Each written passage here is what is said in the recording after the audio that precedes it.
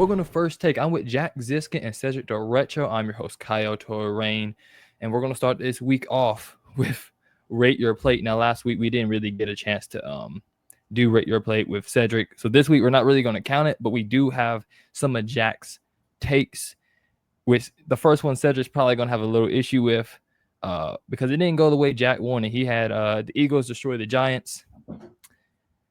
Yeah, it's Jack. I'm not going to lie to you. That's a -3 star. It's the fact that it's not that you got it wrong. It's the fact that how you got it wrong. I mean, the Giants got destroyed the Eagles. Yeah, no, I mean, there's no complaints on my part. I got a lot of things to say about the Eagles. I think they made the right decision not putting Jalen Carter on that turf, though. So I don't even blame them for the loss. I think if I had known that, or maybe paid attention a little bit better and known that there was a possibility he wouldn't have played, that wouldn't have been the response I put out. Mitchell goes down during the game. I think the Eagles will be fine. I really do. I definitely didn't have them losing and the Bills losing this week. I'm shocked by both of those, but I'll take the L on it. Yeah, that was a rough one. Then you also had the Chargers beat Miami. I gave that 1 star. They won. That's fair. Yeah, you gotta take what you can take. The Patriots beat the Saints again. I gave that 1 star because I think that was kind of a little more obvious how the Patriots been rolling with Drake May lately. I figured that, you know what, I was swinging for the fences there, hoping for a 2 because I thought maybe there was a chance you'd think the Patriots would blow it. I'm not going to complain about that score. I think you've been pretty fair about this all. Yeah. Then the Panthers beat the Cowboys was a crazy take that you made. Yeah, the Panthers strapped up this week. They won. I gave that 5 stars. That negates all the negatives. For the Panthers, pick 5 stars. Yeah, I think that's fair. Honestly, it doesn't count anyway. It's basically an exhibition. Yeah, and then Jaguars was your last one. Was Jaguars beat the Seahawks. I wasn't really mad at this one because the Jaguars haven't been playing bad, and the Seahawks came off of not a great offensive week. So I only took 1 star away, right? Not a bad week for you. Not mad at it.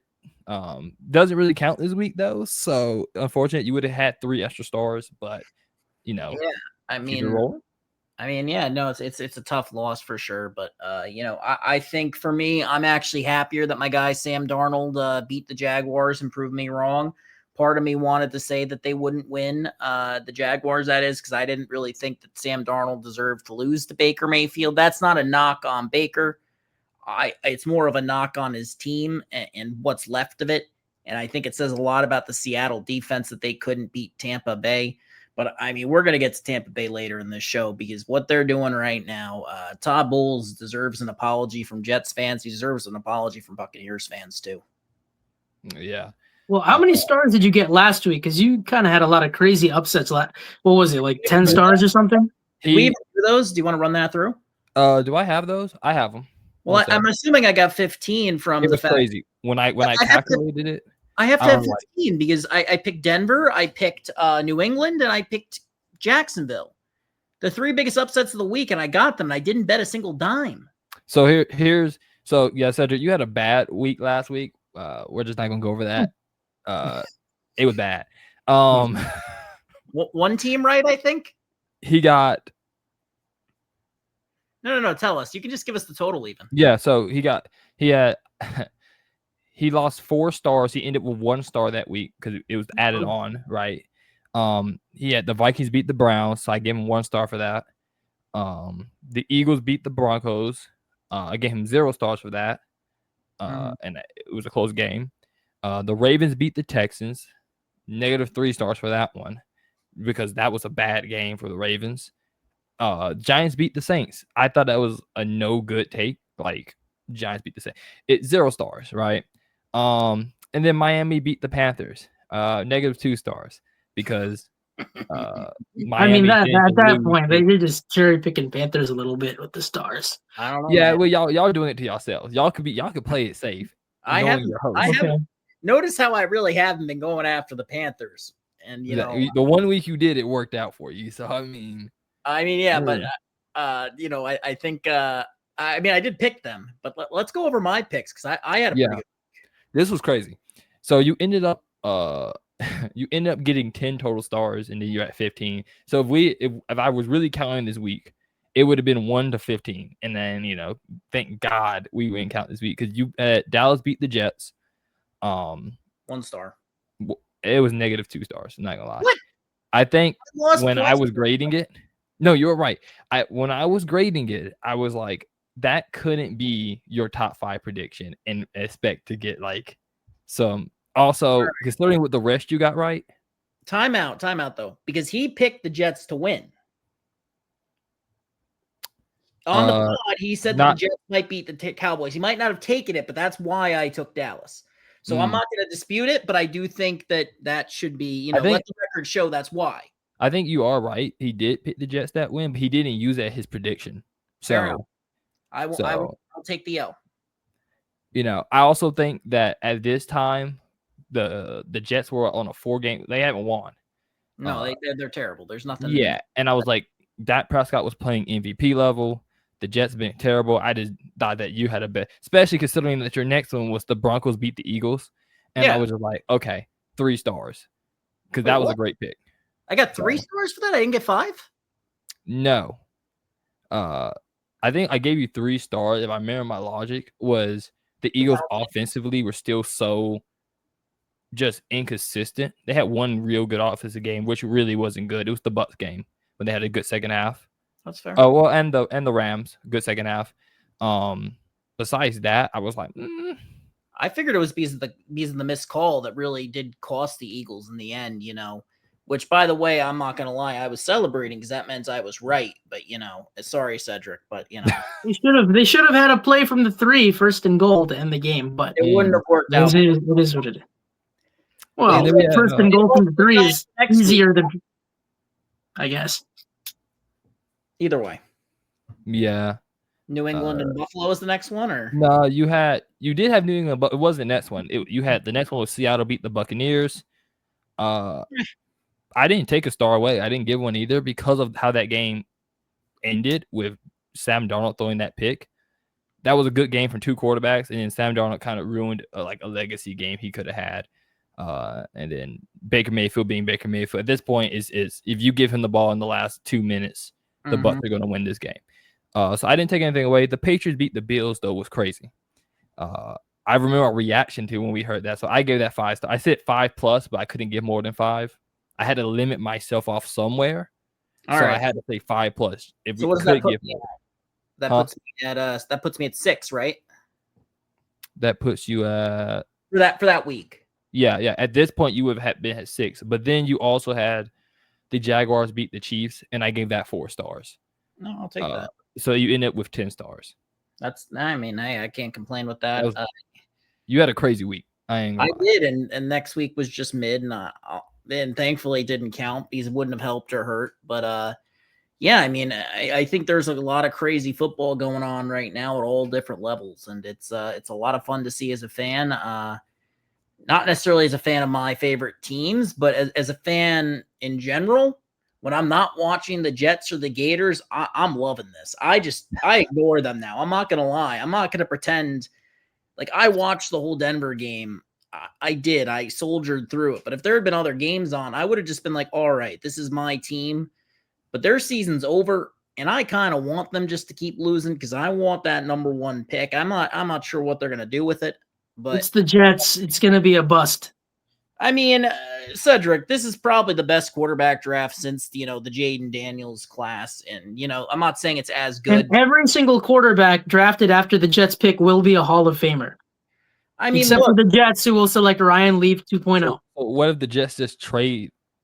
That would be more. I would trade the pick back because this roster is so far behind. I think they need another year. I'm not actually on more than just a quarterback right now. So they do, and I think that there are more pieces here than you would think, but they probably have the worst depth I've ever seen. There's no margin for error with this team because they had one receiver until one of them got hurt. But they're not. They played a close game. The Broncos in London, terrible 13-11 game to watch. Didn't play good. Football. I mean, Fields had -10 passing yards. There's nothing to say anymore. I can't. It's more a testament of how bad the Broncos played and still found a way to win. They sacked the 9 Jets times. the Jets. The Broncos actually played horrible and still won that game. The Jets defense, I guess, looked better. I mean, it was really bad before that week, so it did look better, but it wasn't good. You know, there's so much to unpack with that game that we're just not going to get into because it's not worth it. We shouldn't give this team our time. They don't deserve it. They deserve relegation, but we don't have that in American football, only European football. Like I said, man, the Jets are going to jet until they don't jet. I say it every week. But then I said they were going to go 5-12, and now that's way too generous, obviously, with how the season has started. I thought that they would I thought they would actually give us hope and then lose, a la Todd Bowles year 1. But we didn't. They have. Look how many close games the Jets lost. They could easily be 3-3 if they won their close games. Yeah, if Justin Fields was playing like he did, it's just. I think the play calling could be better there, but I'm not gonna. I can't blame. I can't say this isn't on him. I can't say wasn't on Tyrod Taylor when he went in. There's no solution for a team that has no receivers outside of one guy. Everybody else they have looks like they don't belong on an NFL roster, except for maybe Arian Smith, who is really on a roster to develop. Bottom line, and shouldn't have gone as high as he did. And I'm still convinced the reason they took him at that pick is because the Bills leapfrogged them and they took Deion Walker. And I think their entire plan was to take Deion Walker at 110 because they had been looking at him before the draft. And we've all seen what he can do for the Bills. It's amazing what happens for your career when you get out of Kentucky. So shout out to him. He's having a fantastic season. Never should have fallen in the draft. But I know we got to move on to our game of the week. So we're going to move on to game of the week here. Every time we bring up the Jets, they might be my game next week of the week. But right now, we're going to move on to this week's game of the week. Cedric, who was your game of the week? Dallas Cowboys, Carolina Panthers. I got to say, Kyle, your Panthers played really, really well. I mean, Dak Prescott played well. He played well. But you know what? The Cowboys defense has been suspect all season. We thought it was going to be the secondary that would break down, but it wasn't. It was the run defense. Rico Dowdle just became like the best running back in the league somehow the last 2 weeks. I mean, you tell me, you probably know about it. You tell me more about Rico Dowdle because that man is special what he's done the last 2 weeks. Yeah. I'm just going to say Rico Dowdle, if he's not on your fantasy team, I don't know what you're doing because he's pretty much not going to not be the starter. These last 2 weeks have been crazy. He's had 60 carries-ish in the last 2 weeks, which I pretty much I'm pretty sure leads the league in carries. He's also been a top 5 rusher already. He's only started for 2 weeks, which is the craziest aspect of it. I think everything you could say about him is he just buckle up and runs the ball, which is a little crazy to me that you picked them. But I do appreciate it because as a Panthers fan, I remember when you picked Miami, and I'm glad you are obviously turning and believing in Dowdle like I did from the beginning. It takes people time, but the moment they see someone run 30 times for 10 yards a carry, obviously they're going to turn. So yeah, I'm gonna go ahead and move on before I go on my Panthers tangent to Jack here. Who was your game of the week? Yeah, well, as much as I appreciate Cedric's pretty obvious, backpedaling here on the Carolina Panthers, I thought that was a great game. I watched it. I'm not going to say start to finish, but I watched a good portion of it. I'm actually going to stay in your division though, because I got to hand it to the Atlanta Falcons, and I'm going to tell you why they're my game of the week. Them beating the Bills. They beat the Bills despite Michael Penix Jr. I watched this kid throw the ball, and I'm like, all right, he's got the arm talent, right? But, this whole scouting report out there, and they mentioned it on the broadcast about him not being able to move to his second read. It's concerning if you're an Atlanta fan, I think. I saw a lot of great things from Drake London. I was really impressed by Bijan Robinson. I didn't love what I saw from Penix Jr., but he didn't cost them. Jalen Walker was, Jalen Walker, he was the guy we all loved at Georgia. If you were a college football fan and you watched that kid play, you could just tell he was special.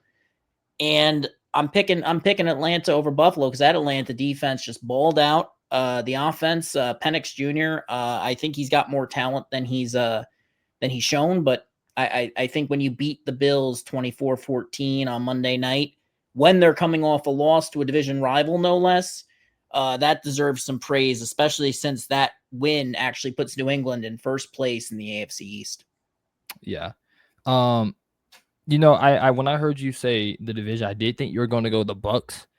But I think that division had some good games. Surprising because the NFC South is supposed to be the worst division right now. But they're competing. My game of the week shortly is the Commanders and the Bears. Simply on the notion that both these teams for the longest time were dealing with irrelevancy at the quarterback position. And I think they both have finally found a quarterback that can at least be average at worst and great at best. Caleb Williams has amazing talent, great arm power. He can also run the ball, though. He doesn't do it like Daniels does last year. Their best last year, if I remember right, last year the score was 18-15.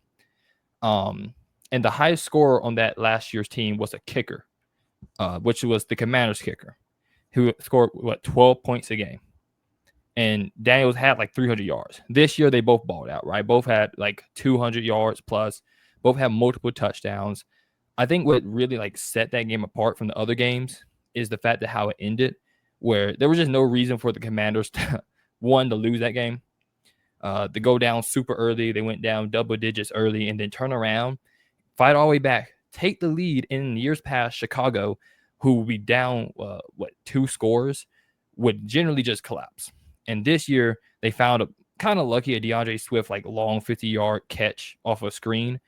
But you need some luck in this league for it to kind of work. And after that, then you got the fumble, right? They got lucky back to back.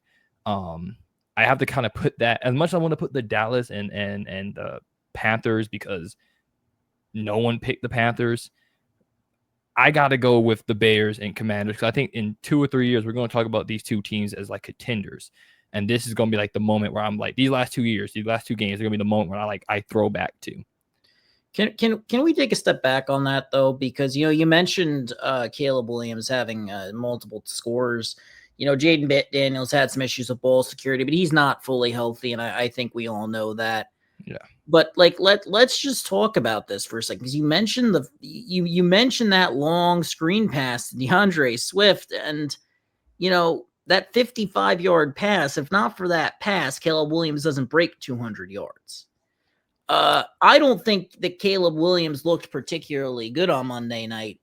I think that, what he's actually shown so far should be frustrating for Bears fans because this is a pretty talented offense. I don't love their left tackle situation still, but they have weapons. They have, 3 good receivers before we get to Zacchaeus, and I butchered his name, so I apologize for that. I know he's a former Atlanta Falcon, of course, but Zacchaeus, he's a good 4th receiver. You have 2 tight ends in Kmet and Loveland, and I haven't seen a ton from Loveland this year, but I know the talent's there. And Swift, he's a low-level running back as a starter, in my opinion. But he's if he's your starter with that unit, you should be fine. They have a good right side of the line. They're improved pretty much everywhere on offense, and I just haven't seen enough from Caleb Williams.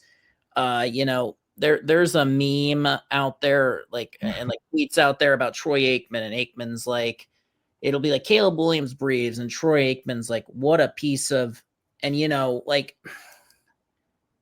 yeah, that's definitely how Aikman kind of sounds. I'm not going to pretend it isn't. But he's got to be so frustrated watching this guy because this is a guy who won 3 Super Bowls. And while I don't agree with everything he says, I do tend to think his take on Williams and his frustration with Williams is valid. I didn't love that incident on the sideline where he was talking to, I think it was JT Barrett, actually, his OC, and them going back and forth. I didn't love that. I'm sorry? I said the Ohio State legend. I mean, I respect to JT Barrett. I just did not like I don't like a lot of the things I see from Caleb Williams. And, that's somebody who I still believe in him. But, we've seen this with Trevor Lawrence. And thankfully, Ben Johnson came in year 2. But Caleb Williams, he's got a much better offense. And he's got to move the ball quicker. It's the same problems as last year. But I don't want to go on a tangent.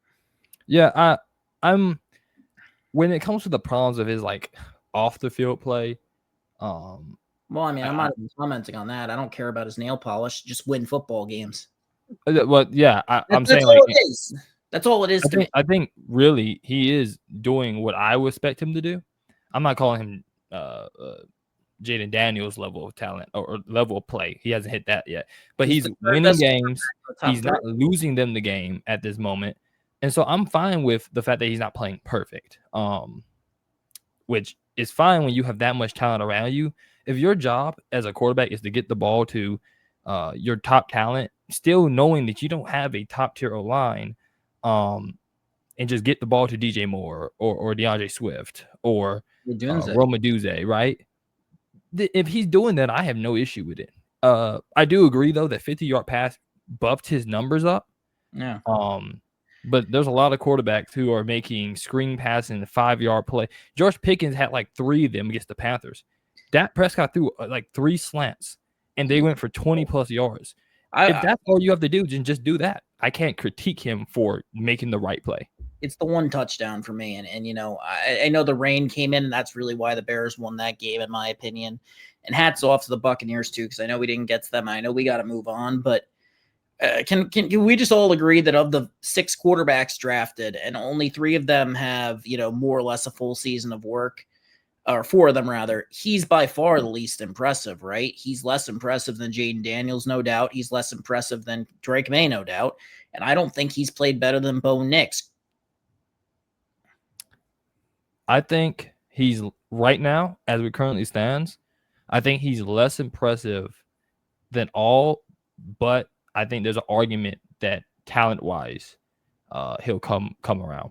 I think Bo Nix is the one where I'm like, I like Bo Nix a lot, but I look what Caleb Williams does, and I'm like, he doesn't have Bo Nix's coach, and now Ben Johnson has come over, and so I got to give them this year before I can like fully critique him. I was not a Bo Nix fan early on in college. I was skeptical of him.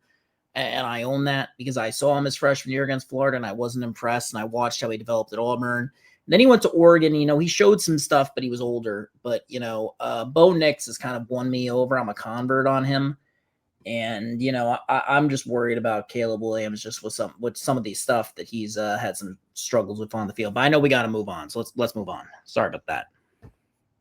Yeah, we're good. Just before we go, Cedric, you have a take on that? I thought Caleb Williams has been fine. I'm kind of closer to where you're at, Kye'l. I mean, they're 3-2 right now. It's clearly an improved Bears team from where they were last year, especially the play of Rome Odunze. He's putting up big-time numbers this season, non-existent last year. Kind of came on at the end, and he's taken that momentum riding into this season. So I think that Caleb Williams has been fine. He's been fine. He hasn't been bad for sure. They started 4-2 last year. They did, and ironically, I'm kind of glad you said that because I was going to bring that up. But just in general, though, this is a better Bears team than last year's team. I think we could all agree on that. We do. That's why it should be better than 3-2. I think, well, that's the funny thing about football, right, is that you kind of got to learn how to win. They were 2-10 last year in the last 12 games. They've been losing, right? You gotta fight to win when you've been losing that much. So, yeah, the 3-2. I don't see a collapse like that happening this year. I think the Bears will be pretty consistent this season. I think they'll be able to keep it right around 500. I agree. It's just I don't see a way they lose. They go 2-10 in the last 12 games again. You know, that's ridiculous. But we do have to move on, which we're going to move on to. There's been some absolute chaos in the NFL. Which team has been your biggest surprise so far? We're going to go to you, Jack. Which team has been your biggest surprise? Well, look, I mean, and I think that this is something that since week 2, I think we've all kind of acknowledged is the new reality in the NFL, which is that, you know, we all knew Houston was going to have problems because of their offensive line, but I don't think any of us saw Indianapolis being 5-1. I do think that is very surprising. I never hated Daniel Jones when he was with the Giants. I never understood the hate, to be honest, and I continue to be baffled by some of the hatred he's gotten, and all these Giants fans grateful to have Jackson Dart, who, to his credits, played well, so, you know, good for the Giants on that. But Indianapolis 4-0 at home, plus 78-point differential. Daniel Jones has been great, doing what he needs to do to win games. Jonathan Taylor looks like himself again. And, There are other teams out there who are off to strong starts, but I don't think anybody is as surprising as these Indianapolis Colts. Yeah, the Colts. That's a great pick. Cedric, who you got?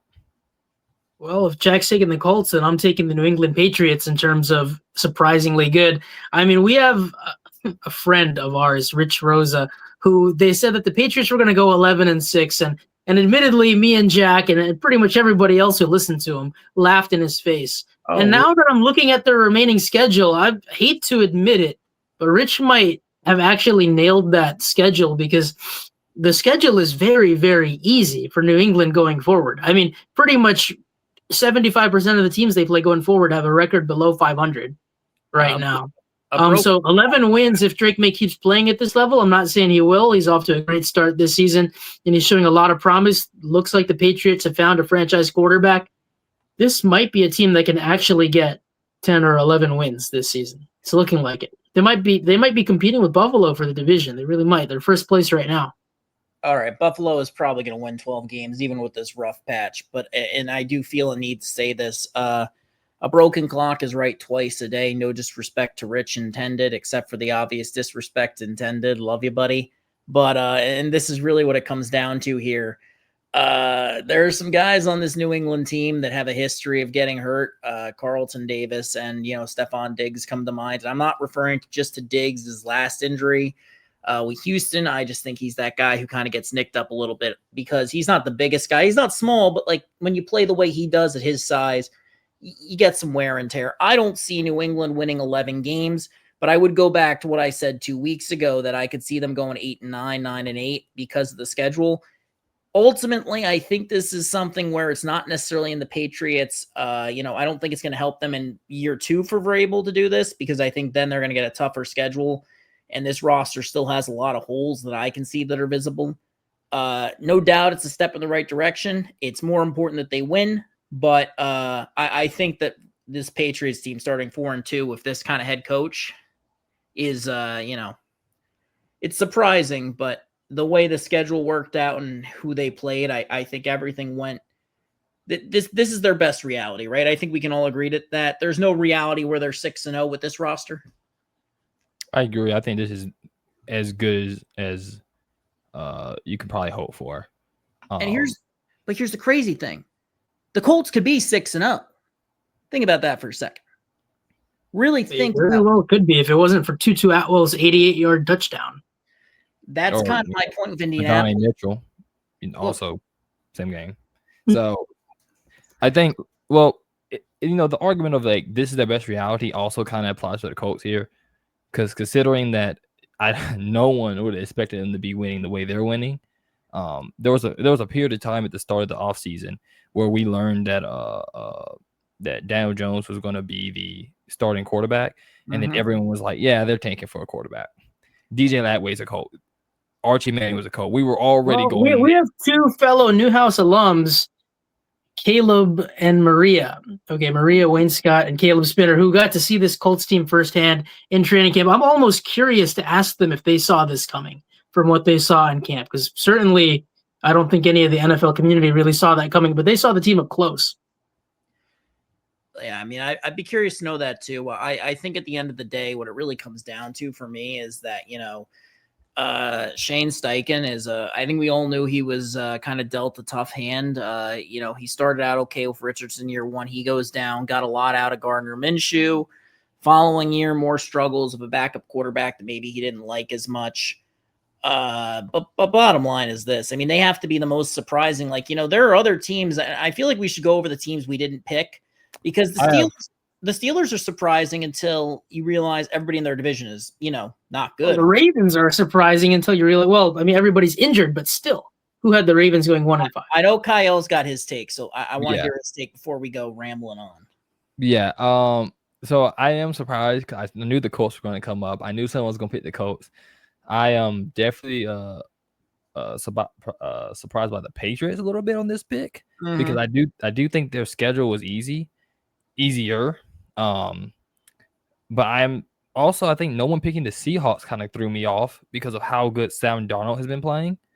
He was good last year with Minnesota, 14-3 as a starter. He was, but why did they let him go? Because they didn't think he could take him to the promised land, right? So he was someone else's, I guess, lack of a better term, trash, and then became someone else's treasure, because he is literally killing the league right now. I'm pretty sure he's third in the league in passing yard, which is crazy.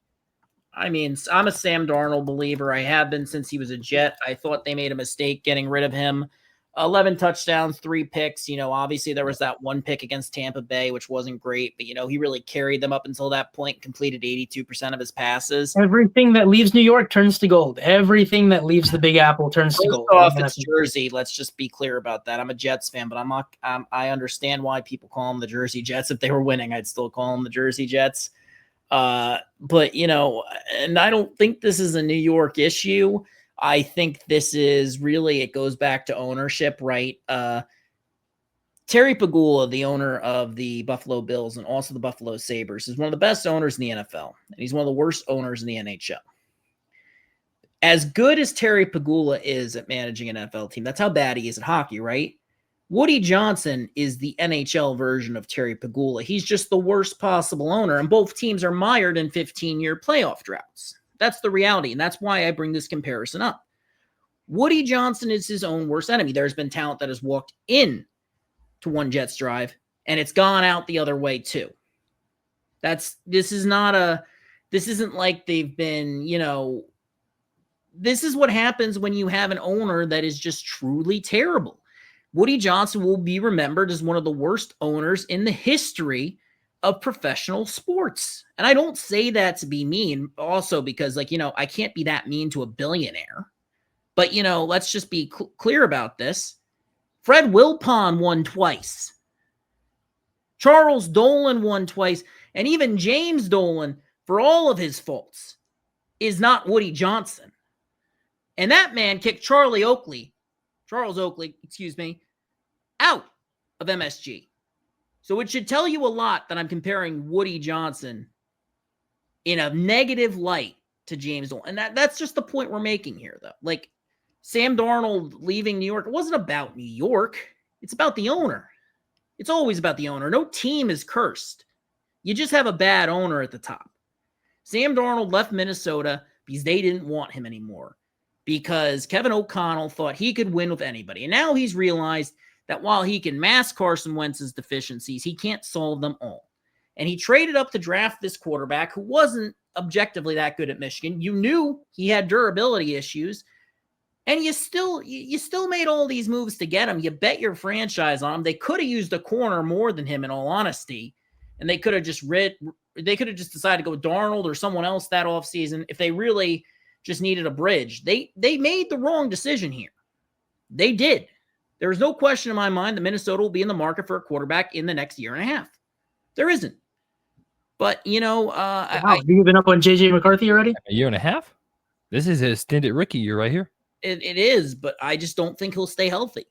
And we've seen this with Vikings quarterbacks, and he's got the history of not staying healthy. Granted, he had that great second half against the Bears, but we haven't seen a lot of them, and I just have a hard time believing he's going to stay on the field. So, yeah, I think they're going to be looking for a quarterback in a year and a half, because he hasn't shown me that he can stay on the field. Now, I understand that there's another side to that, and the other side to that is, well, we haven't really, we've only had him actually healthy for 1 year, but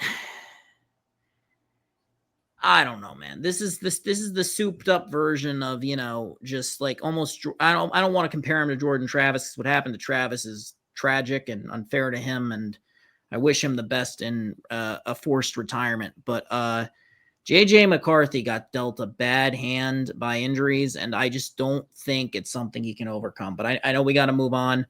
But that's why Seattle wasn't a surprise for me. It's because I believed in Darnold. I believe in Clint Kubiak, their offensive coordinator, and I believe in Mike McDonald. I agree. I do also believe in Mike McDonald. I will say before we move on real quickly, their defense has been great.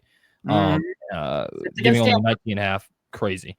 And I guess the only thing I will say that could go against his argument of them being one of my biggest surprises is that the teams they've beat haven't been crazy. And if they beat the Bucks, that would have kind of helped. But they beat the Cardinals, Saints, Steelers, and Jaguars.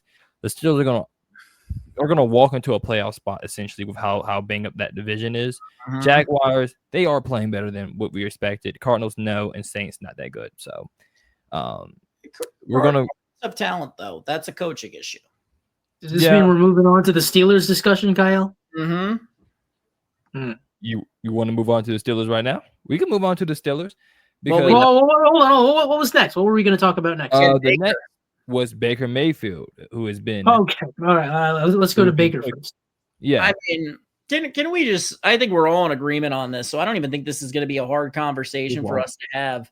I've been a fan of Baker for a long time. I never stopped being a fan of Baker. I never understood why Cleveland felt the need to move on from him in favor of, let's just be clear, somebody who's just apparently not a very good person, allegedly not a very good person, I guess, for legal reasons. But, that's the reality when we're talking about Deshaun Watson.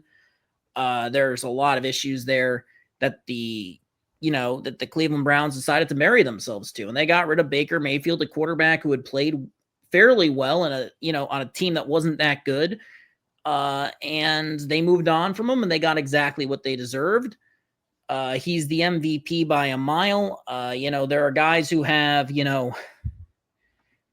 not first in yards. He's not first in touchdown passes. He's not even first in average. When you go to every top stat in this league, I don't think there's one where he's leading it. But there is no doubt in my mind that this is the best quarterback in the NFL right now. I don't even think it's not a question. It's the answer. I think you could argue that, that the Dak and Darnold are right behind him. Baker Mayfield is the MVP. I thought Justin Herbert would have given him a run for his money, but Justin Herbert's running for his life right now. So we're going to give him a pass.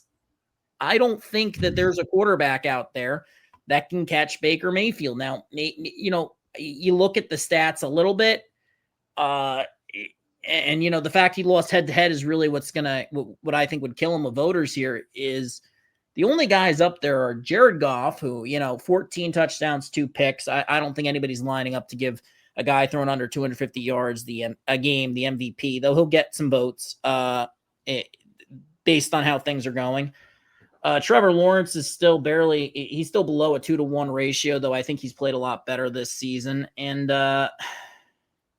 Josh Allen's been good, but his team is holding him back. Mahomes, I think, actually has a better case this year than he has. Some years he's won.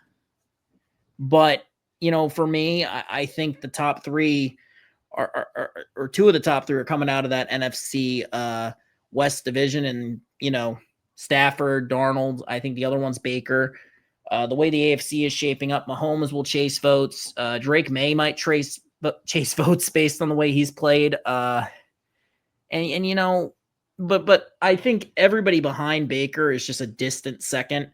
So Baker might only win 55 to 60% of the first place votes, but nobody behind him is going to get to 10. So it's not going to matter at the end of the day. I think it's a fractured field. Maybe that consolidates a little bit, but I think if it consolidates, that means you have to compare these guys head on to Baker. And that would just tip the scales in his favor. So, barring an epic collapse, which won't happen, the guy who was throwing to receivers 4, 5, and 6 on Sunday and dominating the 49ers, shout out to Tez Johnson, and shout out to Denver, too, for not picking the kid who lived with Bo Nix in high school, who played with Bo Nix in college because he was too small. Shout out to them for that. I still remember being on a show with Cedric back at Syracuse where I predicted that Denver would get Colston Loveland and Tez Johnson in the draft. Loveland went 10 picks ahead. Johnson, I'm not even sure he got drafted. And if he did get drafted, he was a 7th round pick because of his size.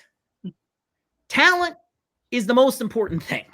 Let it be known that we also saw a mock draft in the same show that had Kyle McCord going 7th overall in the first round. We did have that. We did go out and find that. I don't even think we didn't even drop a link to that because we didn't want the guy to get doxxed.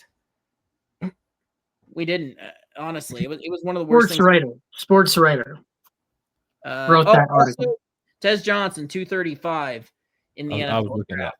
I knew he was drafted. I just knew it was later. Cedric, what you got? How are you feeling about Baker Mayfield? I can't really disagree too much on what Jack said. I mean, Baker is playing lights out right now. He could complete resurgence. Everybody left him for dead, and then we saw that 98-yard drive on 2 days' notice with the Rams, and from that point, Baker's been back ever since. He's been back ever since.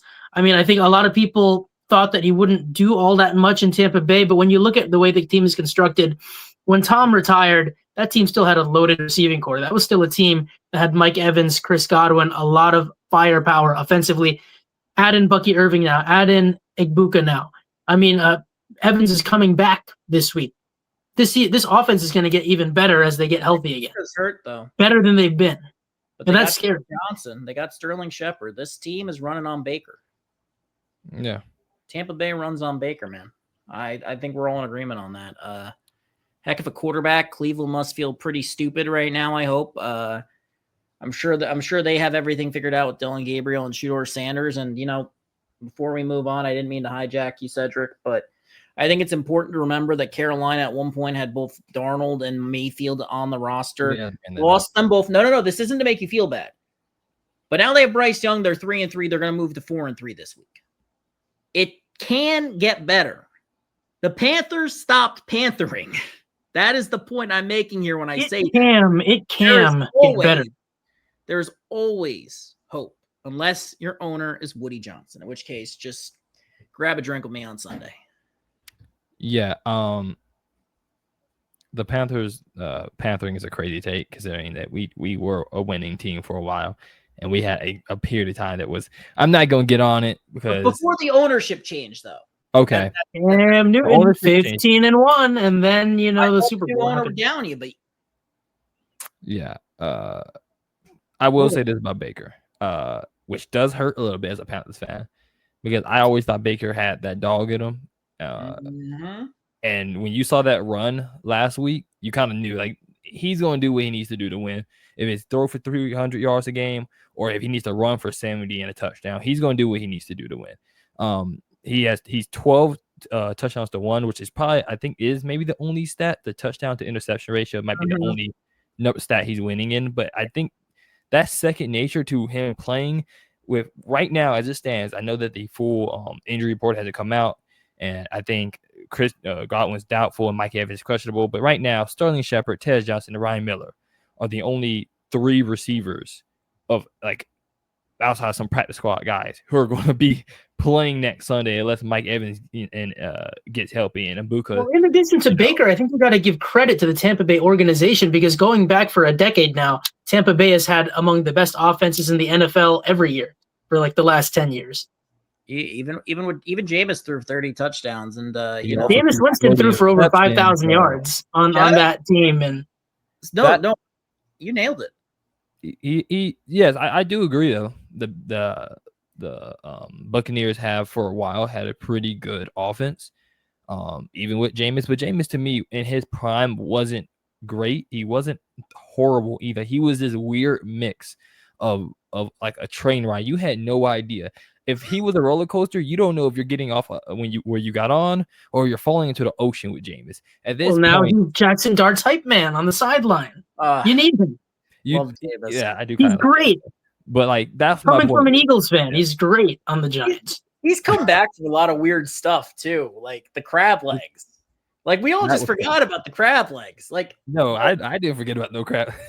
I'm just saying. Listen, I appreciated Jameis Winston meme as much as the next guy. I mean, I look forward to it every time I see him in NFL memes. Hey, maybe he'll start for the Jets this year the way Fields has been playing. Don't worry about it. He might start for the Eagles with how their pass game is going. Well, we are going to have to move on. Shout out to Todd Bowles, baby. Which is funny because what we're moving on to might be Cedric's one here. Who has been y'all's biggest disappointment of the week? We're going to start with you, Cedric, and I expect to hear and know what you're going to say. I'm actually not going to say the Philadelphia Eagles, even though I should really. It even goes without saying. It's so obvious that I don't even need to say anything about that train wreck, especially with A.J. Brown. Apparently, the meeting with him and Saquon Barkley and Jalen Hurts that apparently didn't happen, according to A.J. Brown. So there's that. My biggest disappointment was actually the Buffalo Bills and the Atlanta Falcons. I thought that Atlanta was a team that got blown out by the Panthers. this was supposed to be a get-right game for the Buffalo Bills, and they lost by double digits. I mean, same with the Eagles. It was supposed to be a get-right game, but then you got to give Jackson Dart a little bit of credit. He did beat the LA Chargers, an undefeated team, very good football team as well. So the Giants and Cam Scatterbo and Mr. CTE himself, they're just playing big-time football, beating big-time teams. And Atlanta, I was very impressed with their performance against the Bills. So I would say that Buffalo really let me down. I agree with you 100% on Buffalo. I don't think it's a warning sign, but it's concerning for sure. I don't understand how you lose that game. I think you're right to leave the Eagles off just because of the injury to Carter. But there is, and I think a lot of the losses this week can be attributed to injuries. Even the 49ers, both quarterbacks are hurt. Mac Jones nutted up and played, but yeah, I mean, is there anybody else we can really say was a disappointment this week to a tremendous amount? Like they did something they really shouldn't have. Oh yeah. The Dallas Cowboys. There we go. The Dallas Cowboys. And I'm not disappointed because this is what I expected. But let me tell you this. This Dallas team and this Dallas team was on the right side and the wrong side of the two most lopsided trades of the offseason. They got George Pickens for a bag of balls. They got a bag of balls for Micah Parsons. And if they had just kept Parsons and, added Pickens, they'd be probably 4-2. Maybe even better than that because, you look at their losses, you look at the tie that never should have happened, especially if Parsons is chasing after Jordan Love. I hate to tell you this, Green Bay only beat Cincinnati's and Joe Flacco by 9 last week. So not all is on a couple days notice. And not all is well in Green Bay. Let's just be clear about that. But look, the Dallas Cowboys are the biggest disappointment because their owner, who actually understands football, can't get out of his own way. And his quarterback didn't go out and say, hey, you can't trade our best player. Are you out of your mind? Have you taken your pills recently? I know you're getting up there, not to be ageist, but we know you're getting up there. And this man this 88-year-old man, or however old he is, thought he could just trade the best pass rusher in the NFL and it wouldn't affect his team. Oh, gosh. Is that how old he is? 88? I don't know. Did I get it right? He's 83. I don't know. Is he actually 88? Somebody was like a few days ago. He's looked 88 for years. But either way, I mean, and look, there's nothing to say except for the Dallas Cowboys are a huge what if for me. I'm not surprised they lost to Carolina. This is who they are without Micah Parsons. This is who Jerry Jones is. This is a team that got blown out by the Bears by 17 points. This is who Jerry Jones is. This is what he does. This is who they are. It's so much a disappointment as much as it is every time they do this. I feel a little bit more validated by everything they've done. And every time George Pickens catches a touchdown, I feel a little bit better knowing that Pittsburgh doesn't know everything. And it just fills me with, like this sense of understanding that even though they're, at the top of their division, there's really no good reason for it besides the fact everybody else in their division is terrible because of injuries. And if Joe Burrow and Lamar Jackson were healthy, or even half that Baltimore team was healthy, they'd be at the bottom of the barrel. That fills my heart with joy to know that I wasn't entirely wrong about that, and that this is just a byproduct of everything else going right for them. And even then it could be better for them. Dallas is a disappointment, but it's less disappointing for some because it's expected. I don't know how many weeks we're going to be agreeing on the most disappointing of the week, Jack, but we're going to have to agree on this one. Look, how about them Cowboys? But I love me some Cowboys. I swear to God, I'm about to buy me a Cowboy jersey, and it should be a Parsons because there probably are some on eBay right now going on sale. I mean, usually the Cowboys don't disappoint you. Dallas doesn't disappoint so early. But they have disappointed tremendously. They started disappointing the moment the offseason hit and they hired Brian Schottenheimer, right?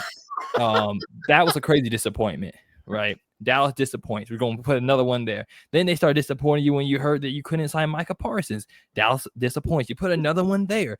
Then you're like, well, what? How bad can it get? All right. Oh, you traded for you traded for George Pickens. Oh, that's pretty good. You don't disappoint me there. But then you trade away Micah Parsons.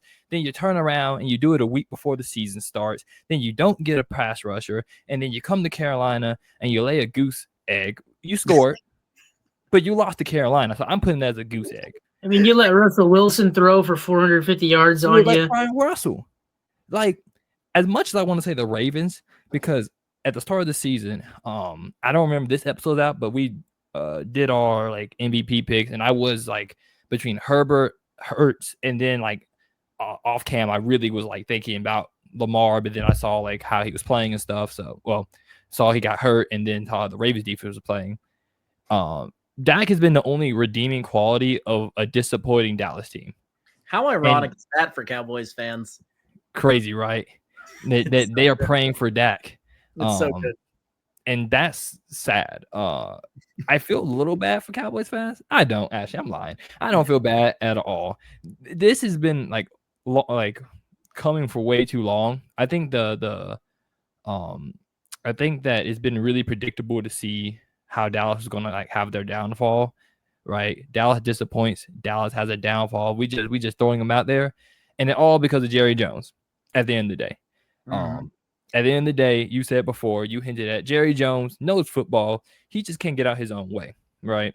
And at this point, they may be my disappointment. They might win 8 games, and I'm still like, y'all might disappoint me because you will have an MVP quarterback. You will waste this season, and you will turn around and have a defense be the ranked 32, and have Bryce Young. And then Bryce Young, I like Bryce Young. He's a pretty good quarterback. He didn't have to do nothing. He didn't do nothing in that game. Bryce Young was probably more on the iPad than he was throwing the ball. He was doing Madden plays. He called a slant on a 4th and 3. Everyone and their moms knew they were going to throw it to Hunter Renfrow. If you watched Miami, you would know Dallas played tremendously bad. And I do kind of feel bad for Matt Eberflus because he took the wrong job. There were better jobs out there. You should have went to college because Dallas didn't give you anything to work with. Dallas doesn't even know what they're working with. So I'm going to go with Dallas continues to disappoint. They're my worst of the week, which, Cedric, this might be, oh God, this is. Oh, we're going on the Steelers take, are we? Yes, we are. A clock is right twice a day. And Cedric earlier made the Steelers take. The Steelers might win 12 games, man. I can't believe it. I'm over here choking. He said that in August, by the way, ladies and gentlemen, way before the season started. If you and Rich Rosa are both right about bad teams winning games, I think that should make the rest of us feel better that we didn't make those takes. Like, I will take being wrong overtaking the Patriots and the Steelers to be good this season. Not necessarily the year after that, but this season. We're talking about 2 of the most winningest organizations in NFL history, and you're talking about being all surprised that they're good? I'm surprised that this Patriots team is 4-2. They got so am I. That was my biggest surprise. I'm surprised the Steelers are doing as well as they have until I look at who they've played. And they've played a motley collection of bad backup quarterbacks, and that makes your life a heck of a lot easier. So, look, we're talking about your take that Pittsburgh might win 12 games. Well, they're going to get closer this week because they're playing the Bengals, right? And I don't care that they're at Cincinnati. They're going to beat old man Flacco, old man Rodgers over old man Flacco. And then it gets real because then they got to go to Green Bay, and then they got to take on Green Bay, and then they got to take on Indianapolis, and then they have to go to LA Chargers once they might have Alt back. That's not this Chargers team right now. That's the Wait a minute. Let's not forget something. Let's take a look at hold on. Let's take a look at the current quarterback competition in the division. Aaron Rodgers is competing with the likes of, as of now, Cooper Rush. Correct. Mm-hmm. Joe Flacco. Mm-hmm. And Dylan Gabriel. Yeah. Those are your QB competition right now. That's who you got to beat. I mean, I know Lamar is going to come back. He'll come back, but I think they're way too far of a hole for them to catch the Steelers at this point. They're not going to catch them, but they might beat them down the stretch, and that's kind of what I'm. I mean, look, I said back in August the Steelers might win this division over the Ravens and over the Bengals, and everybody laughed. And it seems like that's the only possible scenario right now. Yeah, because everybody got hurt. You want us to praise you because Lamar Jackson and the entire Baltimore Ravens team is, guest starring on General Who's Hospital. On record saying it though in August though? Who's on record saying it in August? I'm not even sure we got the episode out, but we got the episode out. Episode 1 is out there. That was episode 1. That might be the only episode. Let's be clear about this. Let's look at who Pittsburgh actually has up next, Cedric, because they're going to beat the Bengals on Thursday. If Rodgers loses to Flacco, that would be hilarious. I hope it happens just for the memes that'll come out afterwards, but it's not going to happen. Then he's got to play Micah Parsons and Jordan Love, and I don't think Aaron Rodgers is going to be able to stay, far away enough from Micah Parsons. He's going to get the How about this? Aaron Rodgers returning to Green Bay for the first time. That'll be huge. It's versus Green Bay, not at Green Bay. Okay, well, still playing his old team for the first time. Well, he's gonna lose to Green Bay on Sunday Night Football. I believe it's 8:20 on 10:26. I think that would be that'd be a full 10 days from Thursday night. So that would be Sunday Night Football loss. So that'll be at that point they'll be 5-2. Then they'll have the Colts at home. Then they'll be 5-3 against the great Daniel Jones. Then they're on the road against the Chargers. Then they're 5-4. And then they get their get-right game with the Bengals, who may or may not have Joe Burrow at that point, but that'll be them at 6-4. And then you got to look at the rest of their schedule. The Bears, not an easy win. The Bills, not an easy win. The Ravens might have Lamar Jackson and more guys back, so that might not be an easy win. But again, the Ravens will kind of be done for the season. Miami, that's the first easy game I see on that schedule outside of maybe the Bengals, depending on who's there. Then they got Detroit. Is it though? Is Miami even an easy game? Because they've been playing everybody close. Is Miami? Miami's been playing everybody close. All their losses are pretty close. Yeah, and then they played the Jets close too. So they're just nobody knows what they are. My point is, once they get through playing, they started the season in a good spot. They had a Vikings team without McCarthy. They had a Browns team that was the Browns. They had the Jets. And now they got Joe Flacco's Bengals. They're gonna beat Joe Flacco's Bengals in all likelihood, but they're not gonna beat Jordan Love's Packers. They're not gonna beat Daniel Jones' Colts. I don't think. And if they beat the Colts, that means they're probably going to lose to the Bengals. Something else will happen. I don't see this team starting 6-2. I mean, they could, but it seems unlikely. And again, down the stretch when they have to play Baltimore twice in the last 5 weeks, what Baltimore team are we going to be getting at that point? How good is the Steelers' record going to be? Think about this for a second, because there's a scenario where they fall to 6-4. And they got a tough slate of games at the end of the season. And maybe Baltimore finds a way to win one, or Lamar comes back a little earlier and they make something happen. I don't know that this division is going to be out of reach if they lose to the Colts, and if they lose to Green Bay, and if God forbid they blow some against Flacco, then the division really is open. I don't think it'll happen. I don't think it will either, but I don't think they win 12 games. I think they win 10. And I think they win them because their division's bad. This is not a football team that looks very good. When they played Seattle, they looked like the Pittsburgh Steelers are supposed to look. And you know why? Because that was the only game they've played this year. When you look at their schedule, that is the only You're discounting something. You're discounting Mike Tomlin in December, who just finds a way to win games in December in the most unlikely fashion. The man hasn't finished with a losing record his entire tenure in Pittsburgh. And there's been several times the Steelers have been 4-8, 5-8 going into December, and Mike Tomlin goes 4-0 to preserve the 500 or winning record. Cedric, keeping that streak alive. Aaron Rodgers has beaten Justin Fields, Drake May, only quality quarterback is beaten. I think Carson Wentz and Dylan Gabriel. These are not good quarterbacks outside of Drake. 4-1, Jack. What I'm hearing is 4-1. This was New England week 3. Do you not understand the point I'm making here? I think you do.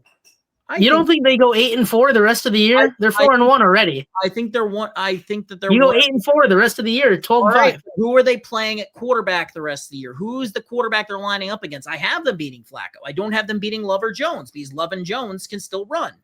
I think they split. I don't know that they're going to beat the Chargers, and I'll tell you why I don't know that they're going to beat the Chargers because by then will probably be back. And if that offensive line gets healthy, they're not beating the Chargers. Chargers lost to the Dolphins. I mean, Chargers lost to the Giants and barely got by the Dolphins this week. They lost Joe Alt, but if Joe Alt's back by then, all bets are off. I think these are a lot of winnable games, and I think they split the winnable games. What about when they have the Bengals? What if Joe Burrow's back? What about when they have the Bears? What about going into Chicago in late November? Is that a thing? Is that a Thanksgiving game or is that the week before? Because it's the 23rd. I don't know, but they're at Chicago. They have Buffalo later in the season. They have a Baltimore team that by then should have at least some of their pieces back, and that's a rivalry game. And then you're going to have a Miami team with a coach trying to save his job, a Detroit team that is always good on the road, mind you, and then they still have to clean up against the Browns and the Ravens. And look, I'm not saying that they're going to lose to the Browns in Week 16 in Cleveland. In December, Mike Tomlin's favorite month of the year. But, Cedric, can we stop drinking the Kool-Aid for a second just because you were right? Like, can we do that? I just went on an old tangent of you and your 10 stars. What are you talking about? I love you, bro. Hey, look you were going on a self-tangent for like 20 minutes about your 10 stars. Who they are beating. That's all. And this wasn't even last week. That was 2 weeks ago. We're still talking about your 10 stars. What are my 10 stars? Your 10 stars. At the beginning of the show, you want me to go an hour back for that one-liner? I'm not going that far back for that. I'm talking about who Aaron Rodgers has beaten, and the only real quarterback he's beaten is Drake May. I don't think there's a problem with me saying that. Okay. Steelers are winning 12 games. I stand by it. And if they do, fine, but it won't be because they're a 12-win team. It'll be because they're playing 4-win teams more than anybody else in the league. What I'm hearing from Jack Ziskin right now, ladies and gentlemen, is that Ced was right, and he doesn't want to admit Ced was right. No, there go come up with every excuse in the book. Nope, I'm saying I'm right even if I'm wrong. Yeah. Okay. Even if I'm wrong, I'm right. Because if they win, they're going to win against some of the worst teams in football, and the winning percentage of the teams they beat might be under 40%. I will give you this little piece of joy because I know that the Jets are 0-6. That is all. I don't care about that. This is normal for me. My Islanders are. Kyle's having a good time. His team's about to win 3 in a row. And God bless him, honestly.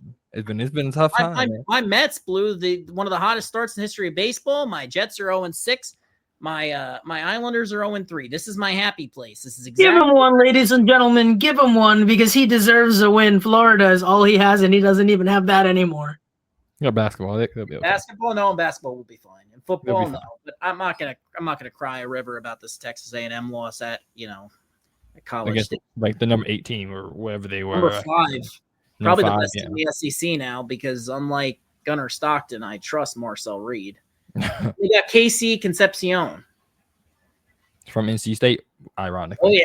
Oh yeah. He's nice. I know we got to move on. We're getting up there in time, but talk about Zed has been on a little hot streak. He's kind of being right now with the Steelers. You got to give it to him, at least at the moment. He's also been right about fantasy picks for like 2 weeks in a row, even though wasn't here the last week, so we can't the 2 weeks prior to last week. So we're gonna go back to you, Cedric, who's been somehow right about fantasy. I don't know if this clock has to the defending champ in his league in fantasy. What are you talking about? Oh my god! And he finished second or third flag football at Rutgers that one time. Hold on, just out of demonstration, give me a minute here. Give me 10 seconds. Give me 10 seconds. You need 10 seconds to pick. I think he's about to go get a jersey. I have a very sneaky suspicion. Oh, I got a suspicion. Ladies and gentlemen, you are talking to the champ of fantasy football right here. Yes. Ladies and gentlemen, big trophy right here. And you know what? I think my fantasy takes should be respected as a result of this big, beautiful guy who I am defending again this year. Wait, how many years did you win that? I saw your name on there more than once, I thought. What? Sorry? How many times did you win that? We do. We engrave the new winner of the league every year. I've been in the finals 4 times in 6 years. How many times have you won, though? That's what I was asking. League. Once or twice? I thought I saw your name more than once. Twice so far. I was trying to pump your tires there. I'm just saying. How many people in that league? Anyways, for the demonstration of the show, ladies and gentlemen, that is why my fantasy take should be respected. 10-team league, 6 years, 4 times in the championship game. I'll take that. No, that's good. I'm not criticizing you. Big trophy over there to my left, and I'm defending it this year, trying to get my name engraved on it again. There you go. You know, some people can gamble and hit 80% of their gambling takes. Anyways, you were asking for my take, and I'll give you this. So let's see if I can go 3 for 3. It's not exactly the biggest surprise in the world, but I think that this is one that fantasy owners should definitely take into consideration. Mike Evans is going to come back with a boom this week. He haven't been seen since week 4. The first 3 weeks of the season, he's been kind of mid 10, 13 points in PPR formats.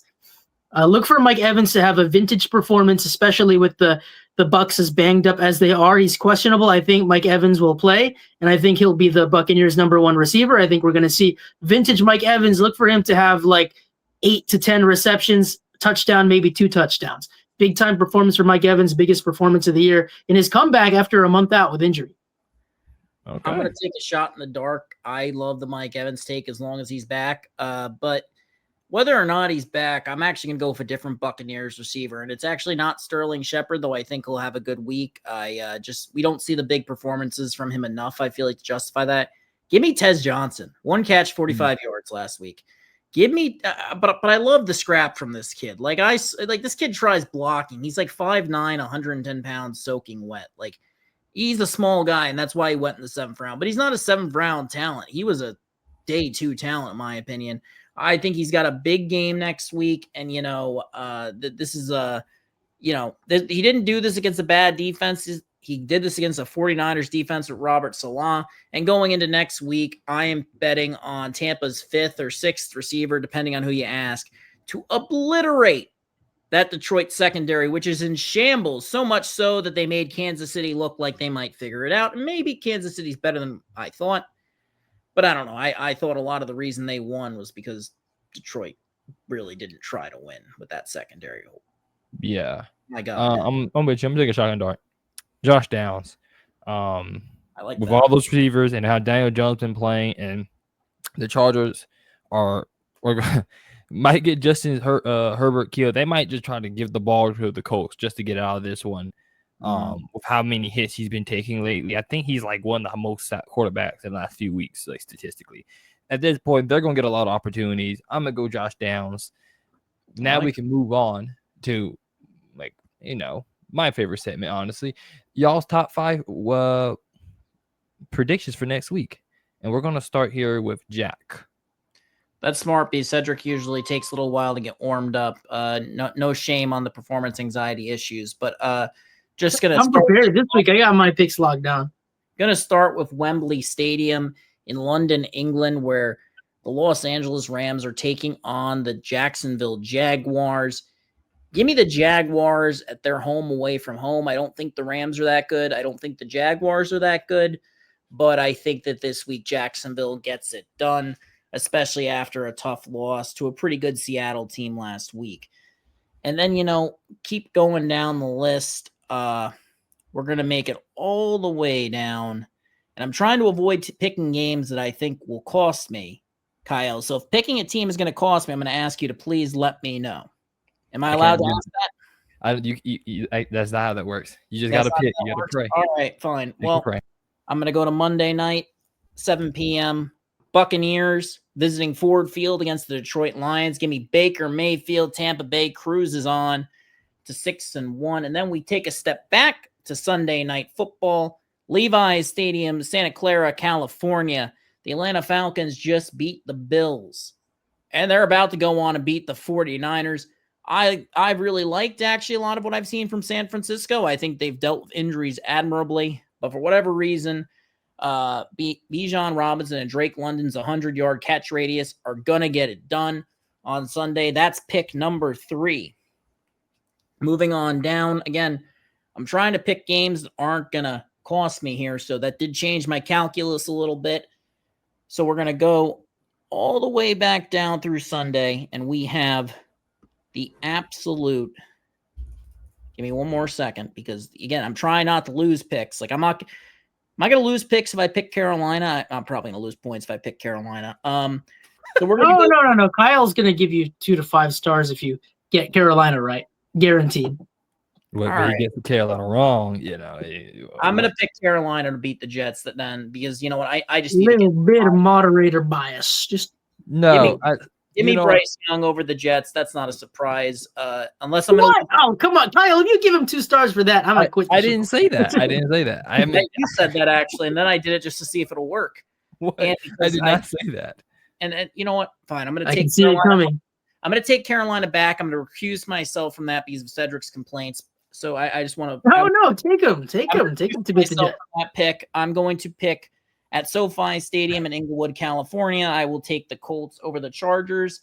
I don't think the Chargers have had the best couple of weeks, but I do believe that this is a Harbaugh coach team.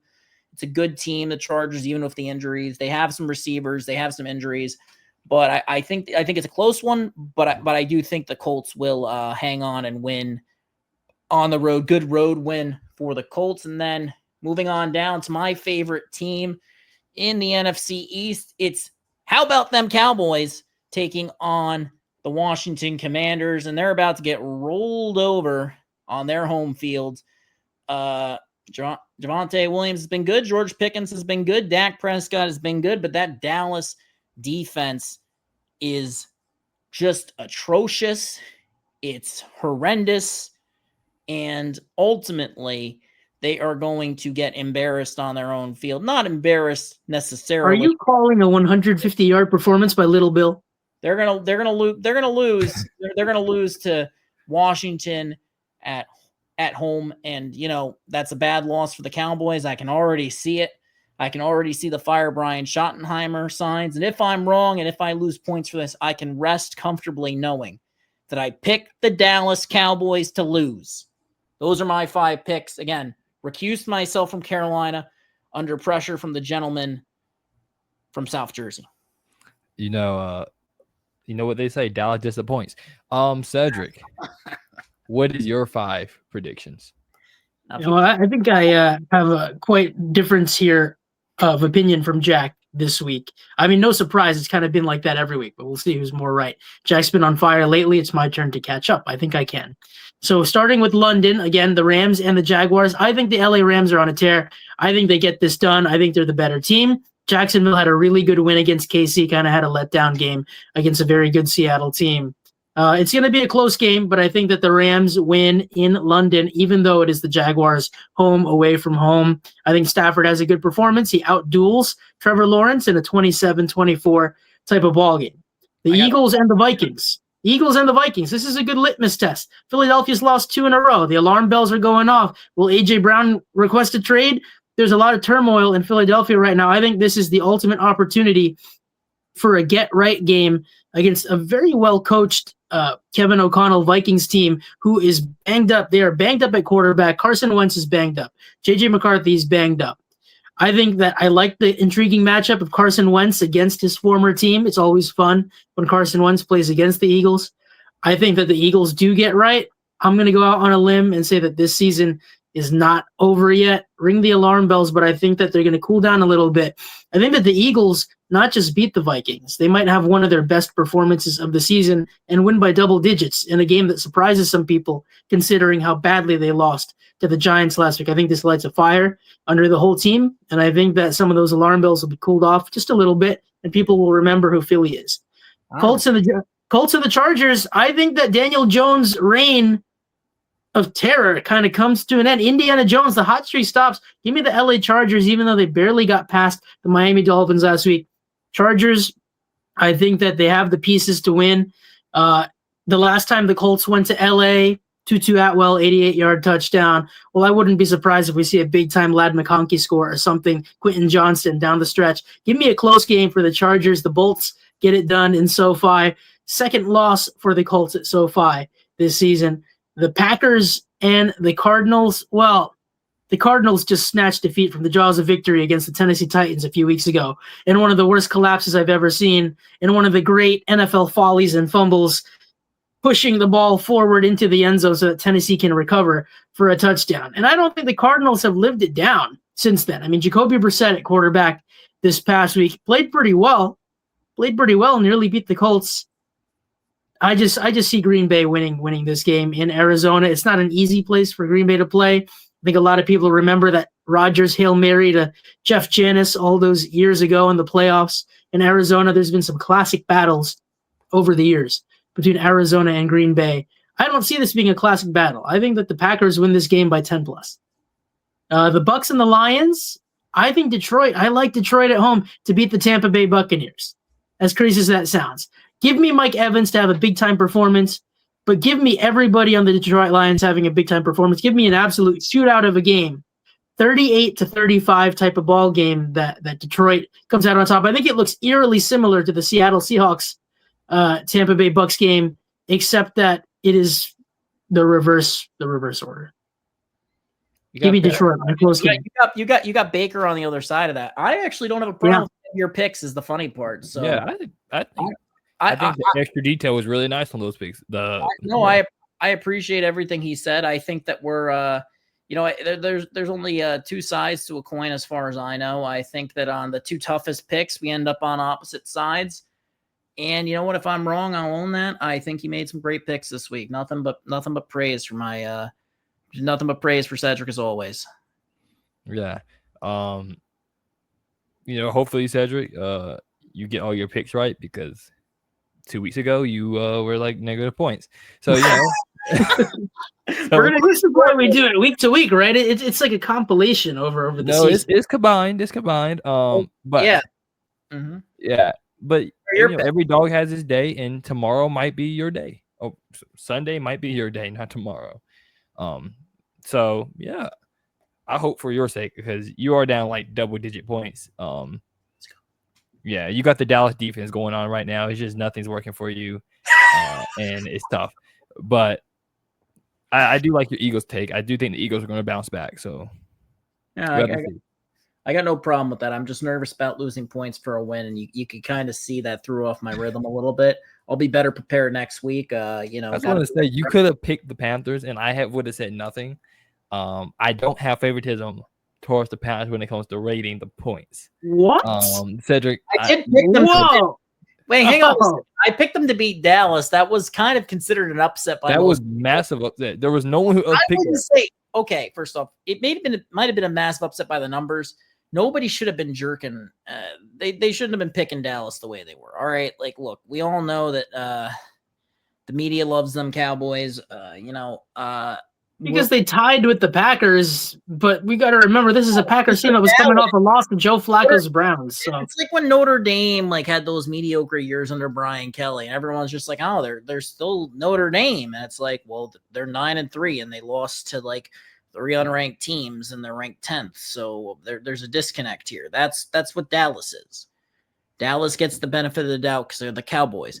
Somebody at The Athletic actually did an interesting thing on the Jets. And, I never say that about the Jets because they're not interesting. But it's like, do the Jets get called for more penalties and draw less penalties than other teams?